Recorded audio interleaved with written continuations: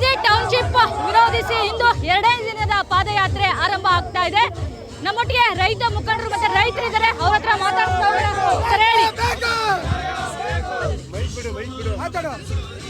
ರಾಜ್ಯದ ಕಾಂಗ್ರೆಸ್ ಸರ್ಕಾರ ಇವತ್ತು ಬಿಡದಿ ಭೂಮಿಯನ್ನ ರೈತರನ್ನ ಒಕ್ಕಲೆಬ್ಬರಿಸಿ ರೈತರ ಭೂಮಿಯನ್ನು ಕಿತ್ಕೊಳ್ತಕ್ಕಂಥ ಒಂದು ಕೆಲಸವನ್ನ ಮಾಡ್ತಾ ಇದೆ. ಯಾವುದೇ ಕಾರಣಕ್ಕೂ ಬಿಡದಿ ರೈತರು ಭೂಮಿಯನ್ನ ಒಂದು ಕಿಂಚಿತ್ತು ಒಂದು ಕುಂಟೆನೂ ಸಹ ಇವತ್ತು ಸರ್ಕಾರಕ್ಕೆ ಕೊಡುವಂತ ಸ್ಥಿತಿಯಲ್ಲಿ ಇಲ್ಲ. ಯಾಕೆಂದ್ರೆ ಭೂಮಿಯ ಬೆಲೆ ಇವತ್ತು ಗಗನಕ್ಕೇರ್ತಾ ಇದೆ.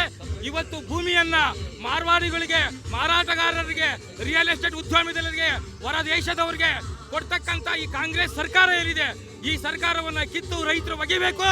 ಅದಕ್ಕಾಗಿ ಇವತ್ತು ಬಿಡದಿಯಲ್ಲಿ ಬಿಡದಿ ಹೋರಾಟವನ್ನ ರೈತರ ಪರವಾಗಿ ಜಾತ್ಯತೀತ ಜನತಾದಳ ಸನ್ಮಾನ್ಯ ಶ್ರೀ ದೇವೇಗೌಡಪ್ಪಾಜಿ ಅವರು, ಸನ್ಮಾನ್ಯ ಶ್ರೀ ಕುಮಾರಸ್ವಾಮಿ ಅವರು, ನಿಖಿಲ್ ಕುಮಾರಸ್ವಾಮಿ ಅವರ ನೇತೃತ್ವದಲ್ಲಿ ಇವತ್ತು ಅದ್ದೂರಿಯಾಗಿ ಇವತ್ತು ರೈತರು ಹೋರಾಟವನ್ನು ಮಾಡ್ತಾ ಇದ್ದಾರೆ.